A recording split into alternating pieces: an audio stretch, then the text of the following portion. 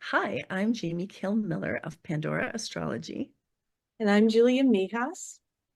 and today we're going to tell you all about the Mercury retrograde periods of 2024, which are happening in fire signs. You've probably heard of Mercury retrograde, but we're going to explain it briefly just for those in the audience who might not be caught up. Mercury goes retrograde every 4 months and spends about 3 weeks retrograde, and that does mean moving backwards. And this is a factor of our perspective from here on Earth. Mercury doesn't actually travel backwards in its orbit. It only appears to because it's circling the sun.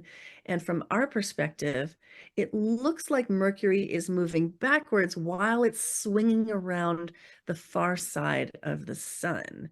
And so this is a measurable phenomenon, this movement of Mercury backwards along whatever sign it's in. And we can know precisely exactly when it goes retrograde, when it's backing up, when it turns direct, and when it begins heading forward again. All of the dates that we're going to show you are going to be in a single diagram, and you can read more about how to navigate every phase of Mercury's cycle, not just the retrograde phase, on the page I'm going to show you shortly on our site. Let me just go there. So we have this page about Mercury retrograde on our site. The link for this, you'll find it in the description below. And it describes, all about how Mercury retrograde feels and how it happens, and how you should handle it and why. Most particularly that, logistics get snarled up during Mercury retrograde, communications get messed up. You may feel like people aren't getting the message, that what you're trying to tell them isn't landing, or that you're not getting them. And sometimes it's very physical too.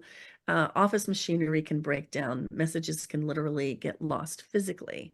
So Mercury retrograde is really worth knowing about because of the way that it can impact the flow in your office and communications that you have with coworkers and friends and people that you live with. So, Julia, I'm wondering about your thoughts about Mercury going retrograde in fire signs this year. Yeah. So the fire signs are known for being rather inspired, rather quick moving, sometimes a little aggressive, sometimes a little impulsive. These are just some very general ideas about fire signs. So Mercury retrogrades, since they are times of redoing, of reviewing all things Mercury, and Mercury represents communication, it represents our mental processes, our analysis, etc. This is going to be a time where I really think people could be a lot more impulsive with their communication, and then having to take things back a lot more, than usual. That's sort of the first thing that pops in my mind. Yeah, absolutely. Mercury has a tendency to go retrograde all year in the same element. Because it goes retrograde every 4 months at this pretty regular interval, and then stays retrograde for just 3 weeks, it will stay in the same element and just travel through the signs of that element during the course of the year. So yeah, this is a fire year, and let's take a look at the charts. So here's the first one coming in April. And this diagram shows you that Mercury began this cycle, and the Mercury retrograde portion is really just a period inside of the cycle. And that lasts from April 1st to April 25th, but the whole Mercury cycle is about 4 months long. This one begins February 28th, and then there is the retrograde day here, and the direct turning day right here with the giant D. And then this here is the end of the cycle, which is in June, a couple of months after this cycle began. So there's one really important date in the middle of this, which we call Lesser Epiphany Day, because it's the day when Mercury, while it's traveling retrograde, also conjuncts the sun. And it's a day of epiphany and mental clarity because Mercury conjuncts the sun, and the sun represents the light of consciousness, the light of awareness, and represents attention. So thought and ideas can get a lot of attention and can get lit up by the clarity of consciousness on that day. And that's a really great day to know about in any Mercury cycle because things have probably already gotten pretty tangled up by then. In fact, it starts even in the week or two before Mercury goes retrograde when Mercury is slowing down. Right here, in the last week of March is when things are going to start to get kind of tangled, and you may notice that you're less efficient than you usually are. And then Mercury goes retrograde, and at some point people realize, oh, right, it's Mercury retrograde. Oh man, well, that's why that happened. And then we can start to, apply our sensible modes of behavior, such as clarifying every word and every thought, repeating ourselves if necessary, and bringing a lot of patience, and being ready to fix the office equipment that might break down, like having those extra printer canisters on hand, or, getting your work done early so that, like, if the internet goes down for a couple of hours, you won't, lose any of your work, for example. So that day, that lesser epiphany day, can sometimes provide the solution to the puzzle you've been knocking your head against since Mercury went retrograde. And then there is a period here where things can play out from that solution until Mercury goes direct, and then you begin to come out of the woods. But even here, there's a little shadow period as well, where Mercury is still slow and things can still be frustrating, but at least you're seeing the light at the end of the tunnel. So, Julia, what do you think about this one falling in Aries particularly? Yes, well, it certainly seems to be taking place around the eclipses, doesn't it? I think it's happening right on one of the eclipses, the first one, yeah, I think so. So this can be a time of, I think, a lot of big changes. Whenever we have eclipses on tops of retrograde season, there's a lot of activity going on in general, cosmically speaking. Mm. And Mercury retrograde in Aries, Aries being the sign of our self-assertion, this could be a time of overdoing it and having to walk it back somewhat. Aries wants to be first in everything, so you might be rushing ahead into some sort of project that's Mercury related, like writing or speaking or podcasting, and having to sort of, I think cultivating a patience is going to be a really big help in this cycle. Yeah, absolutely. Because Aries can be so hot-headed at times.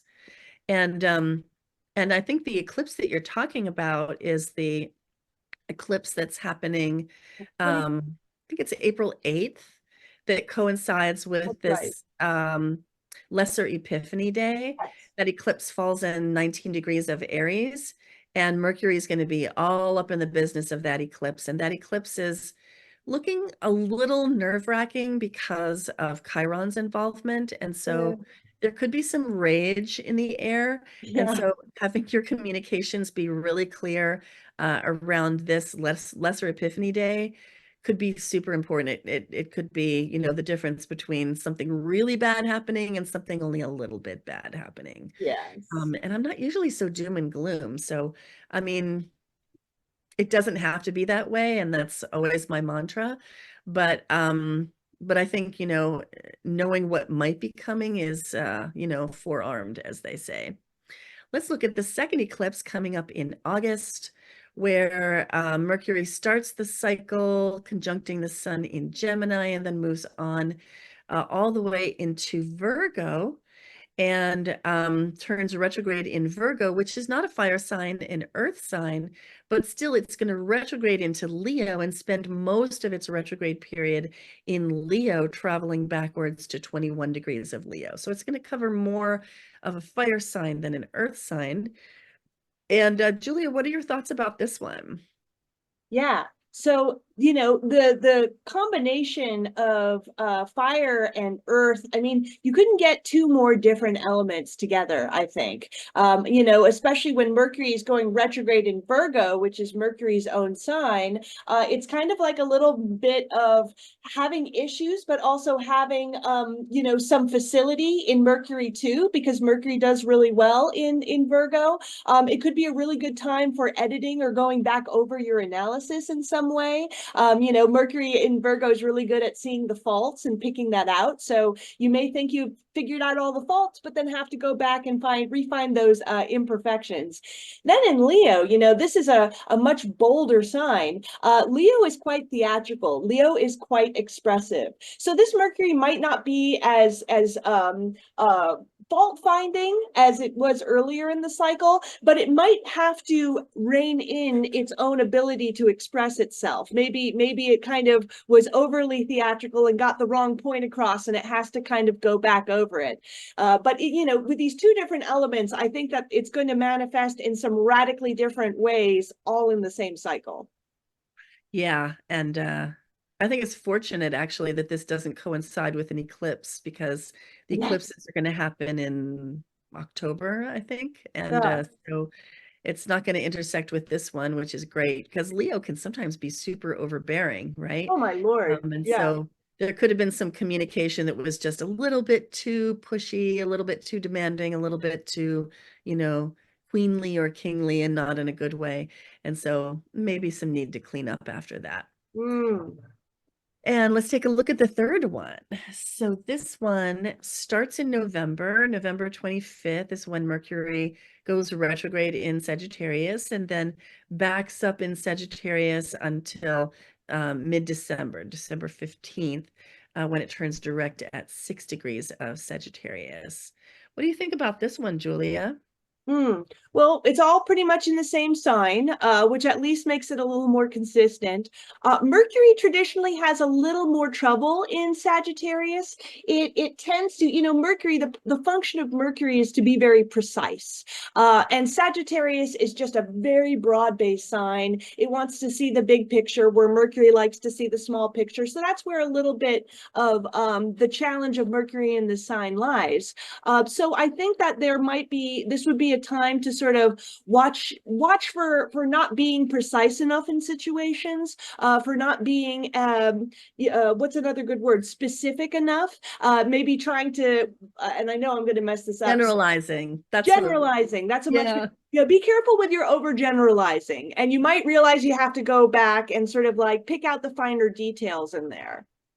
Yeah, totally. I mean, like Mercury in Sagittarius has a tendency towards like pontificating and, making up stories, telling fun stories, and sort of, grabbing attention, as all fire signs tend to do.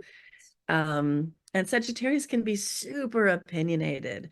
So those are some of the things to watch out for, is like, you might during this Mercury retrograde find yourself speaking, very much from the heart about something that you believe in passionately. And then you come to realize that you just totally mowed right over, whoever you were talking to, and didn't really listen to their response at all, and just kind of like pressed your opinion on them, which is, obnoxious social behavior. And we're going to have to watch out for that kind of thing during all of these Mercury retrogrades in fire, because fire is, it's the big personality. It's the dominating, overbearing, sometimes self-centered and clueless about its effect on others kind of element. And communicating from that place can be really rough during Mercury retrogrades. Oh yes.